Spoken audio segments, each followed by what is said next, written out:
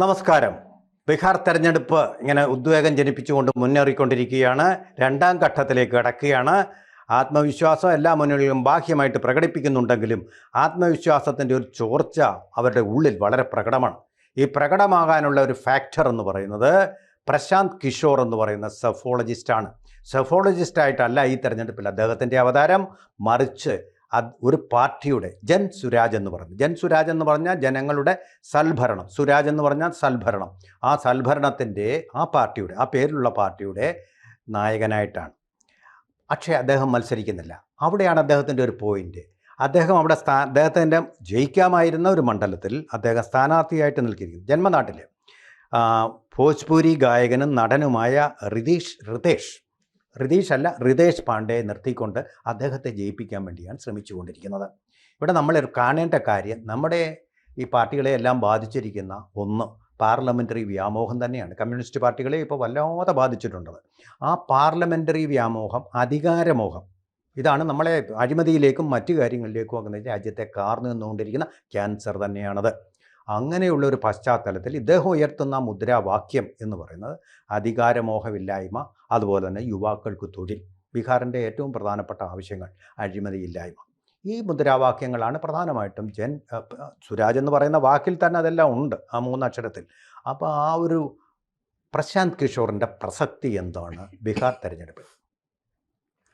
ബീഹാർ തെരഞ്ഞെടുപ്പിനെ അട്ടിമറിക്കുന്ന ഒരു black horse, കറുത്ത കുതിരയാണ് പ്രശാന്ത് കിഷോർ എന്നാണ് ഞാൻ ഇതുവരെ അതിനെ അനാലിസ് ചെയ്യുന്ന സമയത്ത് മനസ്സിലാക്കിയിട്ടുള്ളത്.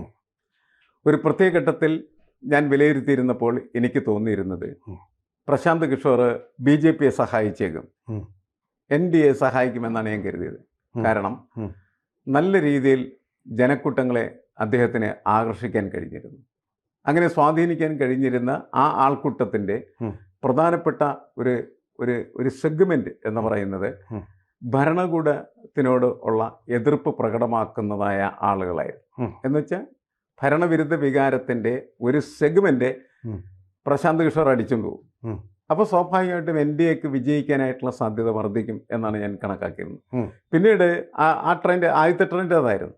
പിന്നീട് അത് മാറി മാറി മാറി മാറി മാറി രണ്ടാമത്തെ ട്രെൻഡിലെത്തുന്ന സമയത്ത് അത് മഹാസഖ്യത്തെ ചിലപ്പോൾ വിജയിപ്പിച്ചേക്കും എന്നുള്ള തോന്നലിലേക്ക് എത്തി. എന്താണ് കാരണം എന്ന് പറഞ്ഞാൽ ഇവരുടെ പ്രവർത്തനങ്ങൾ പ്രമുഖമായിട്ട് കേന്ദ്രീകരിക്കുന്നത് നഗരങ്ങളെയാണ്. നഗരങ്ങളെ കേന്ദ്രീകരിക്കുന്ന തരത്തിലുള്ള പ്രവർത്തനം. രണ്ടാമത് അവരിന് മുന്നോട്ട് വെക്കുന്നതായിട്ടുള്ള പുതിയ വിഷയങ്ങൾ, വളരെ ഗൗരവമുള്ള വിഷയങ്ങളാണുള്ള തെരഞ്ഞെടുപ്പിന് മുന്നോട്ട്. ഒന്ന് എന്താണെന്ന് വെച്ച് കഴിഞ്ഞിട്ടുണ്ടെങ്കിൽ, സാറ് നേരത്തെ സൂചിപ്പിച്ച വരെ തൊഴിലില്ലായ്മ. അദ്ദേഹം എല്ലാവരോടും വിളിച്ചു ചോദിച്ചു, നിങ്ങളുടെ ആരുടെയെങ്കിലും വീട്ടിൽ മറ്റ് സംസ്ഥാനത്ത് ജോലിക്ക് പോകാത്ത ആരെങ്കിലും ഉണ്ടോ? കിട്ടിയ ഉത്തരം ഇല്ല എന്നാണ്. പ്രധാനമായിട്ടും കേരളത്തിലേക്ക്. അപ്പോൾ അതെ, കേരളത്തിലാണ് ഏറ്റവും കൂടുതൽ വരുന്നത് നമുക്കറിയാം. അപ്പോൾ അങ്ങനെ വിവിധ സംസ്ഥാനങ്ങളിലേക്ക്, ഇന്ത്യയിലെ വിവിധ സംസ്ഥാനങ്ങളിലേക്ക് ജോലി എടുക്കുന്നതിന് വേണ്ടി പ്രത്യേകിച്ച് ഈ ലുംബൻ പ്രോലിറ്റേറിയറ്റ് എന്ന് പറയുന്ന, എന്ന് വെച്ചാൽ ലുംബൻ പ്രോലിറ്റേറിയറ്റ് നമ്മൾ വിശേഷിപ്പിക്കുന്ന ആളുകൾ എന്ന് വെച്ചാൽ മനസ്സിലായില്ലേ, എന്ത് ജോലിയും ചെയ്യുന്ന ആളുകൾ. അതായത് സ്കിൽഡ് വർക്കർ അല്ല എന്നർത്ഥം. എന്ത് ജോലിയും ചെയ്യുന്ന തരത്തിൽ ജീവിക്കുന്നതിന് വേണ്ടി എന്ത് ചെയ്യുന്ന തൊഴിലാളികളായിട്ട് അവരെ ഇന്ത്യയുടെ പല സംസ്ഥാനങ്ങളൊക്കെ ചിതറിപ്പോയി. ആ ചിതറിപ്പോയ ആളുകളെ തിരിച്ചു കൊണ്ടുവരണ്ടേ എന്നായിരുന്നു അവരോട് ചോദിച്ചൊരു ചോദ്യം. അവർ നമ്മുടെ വീട്ടിലേക്ക് വരണ്ടേ? അവർ നമ്മളുടെ കുടുംബാംഗങ്ങളല്ലേ? അവർ തിരിച്ചു വരണമെങ്കിലും എന്ത് വേണം? നമുക്ക് ജോലി വേണം. അപ്പോൾ ജോലി ഒന്ന് പറയുന്നത് ഏറ്റവും പ്രധാനപ്പെട്ട. എന്താണ് നമ്മുടെ വിദ്യാഭ്യാസത്തിൻ്റെ സ്ഥിതി? മറ്റ് സംസ്ഥാനങ്ങളുമായിട്ട് നിങ്ങൾ താരതമ്യം ചെയ്യുന്നു. ബീഹാറിൻ്റെ വിദ്യാഭ്യാസ സ്ഥിതി പരിതാപകരമാണ്. ഒരു കാലത്ത് ഇന്ത്യയുടെയും ലോകത്തിൻ്റെയും ഒരു വിദ്യാഭ്യാസ കേന്ദ്രമാണ് നളന്ദ സർവകലാശാലയുടെ ആസ്ഥാനമാണ് ബീഹാർ. പക്ഷേ ഇന്നത്തെ സ്ഥിതി എന്താണ്? ഇപ്പോൾ ഒരു IIT അവിടെ വന്നിട്ടില്ല, പുതുതായിട്ടൊരു IIT കൂടി അവർക്ക്. അങ്ങനെയുള്ള പല സാധനങ്ങളും വരുന്നുണ്ട്. ഇപ്പോൾ പൊതുവുള്ള പ്രശ്നം എന്താണ്? ഇപ്പോൾ എല്ലാ ജില്ലകളിലും പിന്നെ ഗ്രാമങ്ങളിലും സ്കൂളുകളുണ്ടെന്നാണ് NDA അവകാശപ്പെടുന്നത്. എനിക്കറിയില്ല അതിന്റെ വസ്തുത. അല്ല, ഇതിന്റെ എല്ലാം ഉണ്ടെന്ന് പറഞ്ഞപ്പോൾ നമ്മൾ കേരളത്തിന്റെ പ്രത്യേകത. കേരളത്തിൽ നമുക്കറിയാം, ഈ എല്ലാ ആളുകൾക്കും വിദ്യാഭ്യാസം എന്ന് പറയുന്നത് ഇത്രമാത്രം സമഗ്രമായിട്ടുള്ള രീതിയിൽ നൽകാൻ കഴിഞ്ഞ മറ്റൊരു സംസ്ഥാനമില്ല. അതിന് ഒരുപാട് ഘടകങ്ങളുണ്ട്. നമ്മൾ ആ ഘടകങ്ങൾ ഇപ്പോൾ ചർച്ച ചെയ്യുന്നില്ല. നമ്മളിവിടെ വന്നിട്ട് ഏതൊരു മനുഷ്യനും എന്ത് ചെയ്യാൻ പറ്റും? ഒരാളോട് കമ്മ്യൂണിക്കേറ്റ് ചെയ്യാൻ പറ്റും. ഒരാൾ വന്ന് ഒരു സ്ഥലം ചോദിച്ചു കഴിഞ്ഞാൽ ഏത് ഭാഷയിലും സംസാരിച്ച് അതിന് മറുപടി കൊടുക്കാൻ പറ്റുന്നതായിട്ടുള്ള ആളുകളാണ് ബഹുഭൂരിപക്ഷം ആളുകൾ. അങ്ങനെ അവർക്ക് മാറാൻ കഴിഞ്ഞിട്ടുള്ളത് സാമാന്യ വിദ്യാഭ്യാസം. ഉം. ഈ കോമൺ എഡ്യൂക്കേഷൻ എന്ന് പറയുന്നത് ഏറ്റവും കൂടുതൽ കേരളത്തിൽ ലഭിച്ചിട്ടുണ്ട്. ഉം. നമ്മുടെ ഏറ്റവും വലിയ പോരായ്മ നമുക്ക് ഉന്നത വിദ്യാഭ്യാസ മേഖലയിൽ വേണ്ട രീതിയിൽ വളരാനോ വികസിക്കാനോ കഴിഞ്ഞിട്ടില്ല എന്നുള്ളതാണ്. ഉം. പക്ഷേ ഏറ്റവും കൂടുതൽ പോസ്റ്റ് ഗ്രാജുവേറ്റുകളെയും ഗ്രാജുവേറ്റുകളൊക്കെ സംഭാവന ചെയ്ത ഒരു സംസ്ഥാനമാണ് കേരളം എന്ന് പറയും. ഉം. അതിന് നമ്മളെ വളരെ സഹായിച്ചത് നമ്മളെ പാരലൽ കോളേജ് സിസ്റ്റം എന്ന് പറയുന്ന ഒരു സിസ്റ്റമായിരുന്നു ശരിക്കും. അതിപ്പോൾ UGC നിർത്തലാക്കി ശരിക്കും പറയാം. ഇപ്പം അതിൻ്റെ ആവശ്യമില്ലാത്ത ഒരവസ്ഥയിൽ എത്തപ്പെടുകയും ചെയ്തു. വേറൊരു കാര്യം കൂടി ഇടയ്ക്ക് പറയാം, ഇതുമായിട്ട് പ്രസക്തിയല്ല. IIT-കളിൽ ഏറ്റവും കൂടുതൽ അഡ്മിഷൻ കിട്ടുന്നത് ബീഹാറുകാർക്കാണ്. കാരണം ഒരാൾ ഇവർക്ക് സൗജന്യമായിട്ട് അവർക്ക് ഇതിന് വേണ്ട കോച്ചിങ് നൽകുന്നുണ്ട്. അതൊരു പ്രധാനപ്പെട്ട ഫാക്ടറാണ്. ഇടയ്ക്ക് പറഞ്ഞതേ ഉള്ളൂ. തീർച്ചയായിട്ടും അങ്ങനെ പല ഇതുണ്ട്. പക്ഷേ ഞാൻ പറഞ്ഞത് സാർവജനീനമായി എങ്ങനെയാണ് അവരുടെ വിദ്യാഭ്യാസ നിലവാരം എന്ന് നോക്കുമ്പോഴാണ് അത് വളരെ പരിതാപകരമായിട്ട് നിൽക്കുന്നത്. മറ്റേ ശരിയാണ്, കോച്ചിങ് കൊടുത്തിട്ട് പല ആളുകൾക്കും അങ്ങനെ പ്രവേശനം നേടിയെടുക്കാനായിട്ട് കഴിയുന്നുണ്ട്. അഡ്വാൻസ് ചെയ്തിട്ട് പൊതുവിദ്യാഭ്യാസ സ്ഥിതി എല്ലാ മനുഷ്യരെയും ബാധിക്കുന്ന തരത്തിൽ പരിശോധിച്ചാൽ അവർ പരിതാപകരമാണ്. അത് പ്രശാന്ത് കിഷോർ എന്ത് ചെയ്യുന്നുണ്ട്, കൃത്യമായി മുന്നോട്ട് വെക്കുന്നുണ്ട്.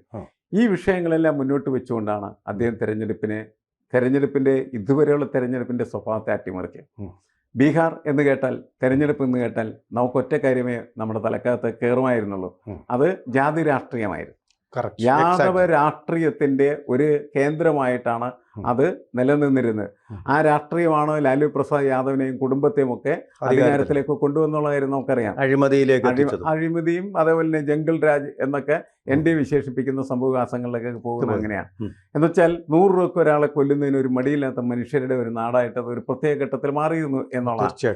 അതിലൊക്കെ പിന്നീട് മാറ്റങ്ങൾ ഇങ്ങനെ വന്ന് മാറിയേ പറ്റൂ, സമൂഹത്തിന് മാറണം.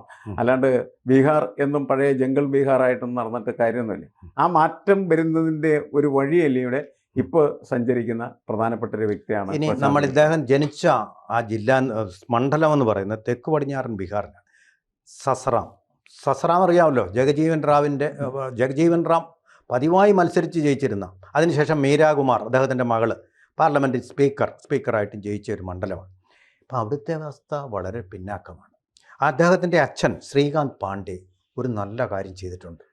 അതിൻ്റെ ഒരു പുണ്യം അദ്ദേഹത്തിന് കിട്ടിയിരിക്കണം. കാരണം എന്താണെന്ന് വെച്ചാൽ അദ്ദേഹം പാവപ്പെട്ട രോഗികൾക്ക് സൗജന്യമായി ചികിത്സ മാത്രമല്ല, മരുന്ന് കയ്യിൽ നിന്ന് പൈസ മുടക്കി വാങ്ങിച്ചു കൊടുക്കുമായിരുന്നു. കേരളത്തിലുണ്ട് അങ്ങനെ ഡോക്ടർമാരെല്ലാം മോശക്കാരെന്ന് പറയില്ല, അങ്ങനെയുള്ള ഡോക്ടർമാർ കേരളത്തിലുണ്ട്.